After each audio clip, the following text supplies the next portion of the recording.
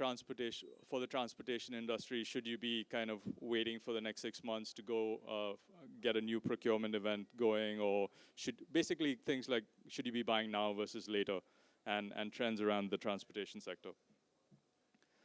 A couple of additional offerings. So what we've got running very well in the US is a state-level carrier database. So what that is basically looking at inventory of carriers operating within specific states and showing how much capacity that carrier may or may not have.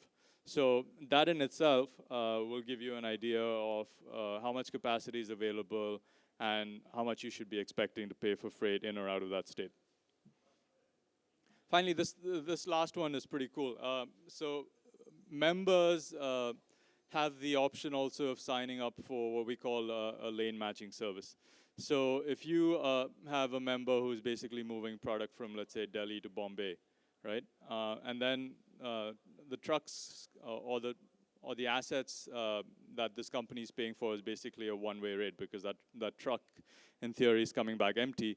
For members that sign up for lane matching, we kind of match company A with company B that actually is moving freight in the opposite direction. So basically gives you more leverage if you're trying to negotiate with a carrier on what rate you would pay from point A to point B if both of these companies kind of go together and approach that carrier. Right? So finally, the value proposition. I'll just spend a minute here if some of the stuff I went through was too quick.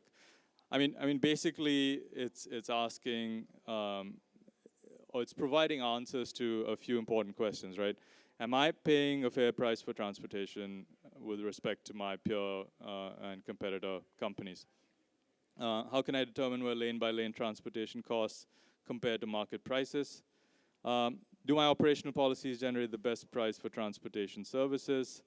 And am I paying the best price for services that I really need, right? And how my transportation rates change relative to the marketplace?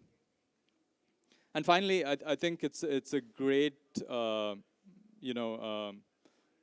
it's kind of a precursor to a procurement event. So basically, when this report gets published, companies get a very good idea of where they are relative to the market, and then if they're above the market, then they probably want to hasten a procurement event, and if they're below market, they probably kind of just stay where they are.